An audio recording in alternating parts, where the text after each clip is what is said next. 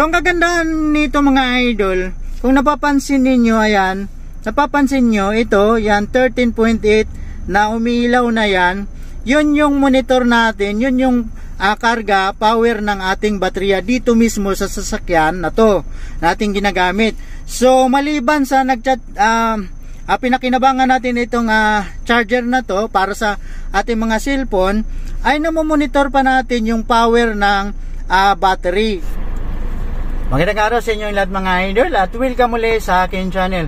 So for today's video nga pala mga idol ay unboxing lang natin itong bago ko na nabili na car charger adapter, no. Ito ay in order natin sa online nung nakarang linggo at dumating siya nung Sabado sa bahay. Subalit hindi muna natin siya binuksan agad doon sa bahay at sadya nating dinala muna mismo dito sa trabaho, dito mismo sa sasakyan kung saan natin siya gagamitin, no.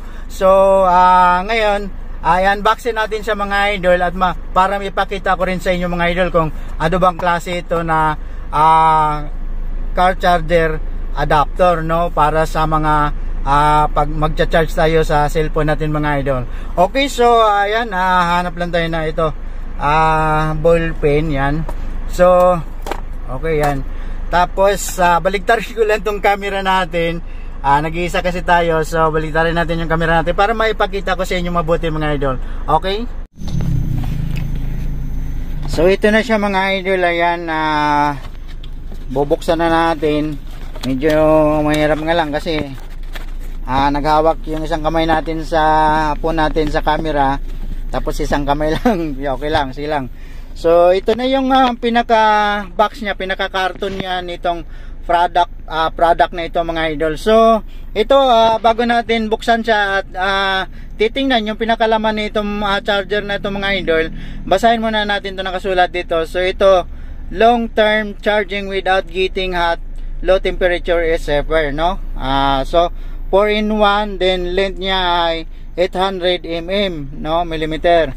So dito sa bandang likod niya, yan, any length, enjoy fast charging. Alright, so ayan. At dito naman sa banda, yan, gilid niya, pinakagilid niya, mayroong 4 na picture na may nakasulat. So basahin muna natin to. Ayan, nakalagay, charge your phone from for quick charge, no. Alright, so pang quick charge talaga, no. So sa pangalawa ay dual line charge to mobile phones at the same time. So pwede siyang sabay-sabayin na i-charge yung dalawang cellphone, no. Yan, so may dalawang wire nga siya, so pwede nating sabay-sabayin. Tapos dito sa pangatlo ay retractable cords, say goodbye to clutter, no. So retractable cords, ibig sabihin parang babalik siya kusa, no. Hihilahin siya tapos babalik din siyang kusa, no. Nag-slide siya. Retractable cords, no. Pag hinila mo tapos babalik siya kusa doon sa pinanggalingan niya. Galing. So dito sa pang-apat ay 100 yan, nakalagay 180 degrees freely adjust direction. Okay, so naiikot siya, namumove siya ng 180 degrees, no. Alright. So dito naman sa kabilang gilid, yan, basahin pa rin natin to para kumpleto, no. So yan, nakalagay dyan, product size 139 by 65 by 34.5 mm. Product materials ABS plus positive PC. Product power maximum 66 watts. Tensile line length 800 mm nga. So input voltage ay 12 to 24 volts, no. So pang sasakyan talaga siya mga idol, no. Tapos yan, iPhone output 5V volt by 2.4A, no, pang iPhone. So USB output 5 volts by 2.4A, okay, pang USB. Type C output support super fast charging, okay, super, hindi lang talaga fast, super pa, no, super fast charging, maximum 66 watts. Models C1, USB C output 5 volts by 3E. Alright, so made in China siya mga idol. Ayan. So ngayon, sorry, nahirapan nga tayo. So ngayon, bubuksan na natin siya mga idol, okay? So ngayon, bubuksan na natin siya. Ayan. Ito na. Ayan na. Okay. So ayan. Ilipat ko lang tong camera sa kabilang kamay natin, no? Ayan, nandito kasi tayo sa loob nitong ating service ng sasakyan. So ayan, dukutin na natin. Pasensya na kayo ha. Okay, ayan. Medyo nahirapan tayo. So ito na yun, okay? Ayan. So ito na siya mga idol. Ayan, ito na yung pinakalaman niya. Tatanggalin natin dito sa pinaka plastic niya. Ayan. So ilagay na natin ibalik natin dito. So doon muna. So ito na siya mga idol. Ayan. Yan. Ayan. Nakikita ninyo. Ito siya. So medyo may kalaparan nga siya mga idol. Mahaba. Medyo may kabaan siya. Yung lapad niya ay mapapansin natin na parang nasa 3 or 4 inches, no? Parang 4 inches yung lapad niya ito. Tapos yung haba niya kasama itong dito ay parang mga 6 inches, no? So ganun siya mga idol. Tapos yung kapal naman niya ay 1.5 inches yata. So ito. So yan mga idol. Ito yung yan, mababasa natin diyan. Ito yung type C, no? Na cord, at ito naman yung pang iPhone, no? So nakalagay diyan, no? Itong cord na to ay type C, din itong isa ay pang iPhone, no? Tapos mayroon pa siyang naka-reserve na ito saksakan ng USB. So dalawa, no? Type C at saka ito. So 2.4A at 3A, no? So kaya siya tinatawag na 4-in-1, no? Dito ito, nakalagay nga dito 4-in-1 kasi maliban sa ito dalawang charging cord niya, mayroon pa naka-reserve dito na saksakan ng USB na dalawa, no? Type C at saka to USB. So yan, ito yung forma niya mga idol. Ayan. Alright. So yan, tika lang, baligtarin ko lang yung camera mga idol, no? So ito na yun sa mga idol, pasisya na kayo. Medyo nahirapan tayo, no? Para ito, so kanina kasi medyo madilim dito sa baba. So ito na siya, ayan, no? Ito yung kabuuan niya. So yung itong lapad niya, ito ay parang nasa 4 inches, no? 4 inches. Tapos yung haba niya na ito ay parang mga 6 inches hanggang dito, no? Parang ganon. So medyo may kabans at medyo may kalaparan. Tapos yung kapal niya, yan, ay mga 1.5, no, inches. Yan. So kita nyo. So yan mga idol, ito. Yan. So tika lang. Balik lang natin ito, no? So ngayon mga idol, i-try na natin, no? Pasak na natin, ilagay na natin dito sa pinakasakit nyo, pinakalagayan nitong car lighter ba to? Dito sa ano, kung halimbawa magsindi ka, kung gusto mo manigarilyo, dito to. So ito kasi tanggalin na natin ito. Ito yung luma namin na maganda lang nung umpisa mga idol, pero nung mga ilang wala nga isang buwan yata, nagbago na yung pag-charge niya. Napakabagal na hanggang ayaw na mag-charge mga idol. So nakailang bili na rin kami ng halos ganito yung forma, ganitong forma, yan, tanggalin natin. So ganito, ganitong forma, nakailang bili na rin kami ng halos ganun yung performance, no? Medyo mura nga pero madali siyang masira. Alright, so tanggalin na natin to, alisin na natin to, at ipalit na natin itong bago natin bili na fast charging, no? Siya nga pala mga idol, ito ang bili natin nito ay 568, no? Sa Shopee natin in order. Oy, Shopee. Pinopromote kita baka naman.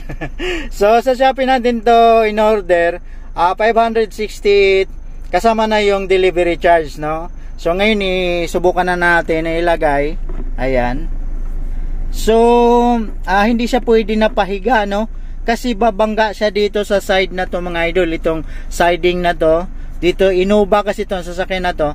So tatama siya dito, no? Pag ipahiga natin. So hindi siya makalapat na mabuti pagka itusok natin, no? Doon, no? So babangga siya. Ngayon ang gagawin natin ay ganyan, para natin patagilid natin siya, no? Ganyan, pa-vertical pala, ano yan? Pa-vertical natin siya na posisyon. Kasi kung naka-horizontal siya, ganyan malapad, so babangga siya dito sa siding na to, dito sa Innova. So ang gagawin natin ay pa-vertical. Ayan. So sok-sok na natin yan. So yan. Alright. So ang kagandahan nito mga idol, kung napapansin ninyo, ayan, napapansin nyo, ito, yan, 13.8 na umiilaw na yan, yun yung monitor natin, yun yung karga, power ng ating baterya dito mismo sa sasakyan na to, nating ginagamit. So, maliban sa pinakinabangan natin itong charger na to para sa ating mga cellphone, ay namomonitor pa natin yung power ng battery, nung charge ng ating battery ng sasakyan natin. So ang galing, di ba? Ang galing. Ayan. So ayan. So ganda, no? So ito yung pang iPhone niya. Ayan. Ito yung pang iPhone niya. Teka, lipat ko lang yung camera. So ito yung pang iPhone niya na wire. Yan. Charger niya para sa charging cable niya sa iPhone. So humahaba to siya mga idol, yan. Yan. Ayan. So kusa siya, humahatak lang siya. Yan, kukusa siya na bumabalik sa posisyon. Kaya ang nakalagay dito, anong sabi niya? Retractable, no? Nagkabulol-bulol. So ayan, ganun din tong pang type C na pang Android po natin. Yan. So humahaba din siya, yan. Yan, para makacharge din yung nasa likod at babalik din siya doon sa sa pinakabahay niya mga idol, yan. Okay, so ang ganda, no? So hindi siya magulo, no? Kasi yan, naka-safety siya diyan, no? So, yan, galing. Sana okay to. Sana tumagal to mga idol. Baka naman sa umpisa lang magaling, tapos mga ilang gamit na natin ay dahan-dahan din siyang katulad ng mga nabili natin, na dahan-dahan din siyang humina hanggang mawala na. Pero sana, alam niyo mga idol, base doon sa nabasa natin sa mga comments saka sa feedback, bago natin in-order, bago natin binili, ay okay daw to, magaling, matibay at tumatagal. Fast charging daw talaga to mga idol. So subukan kayo natin mga idol, na i-charge natin dito sa phone natin dito, type C kasi ito, yan. So yan.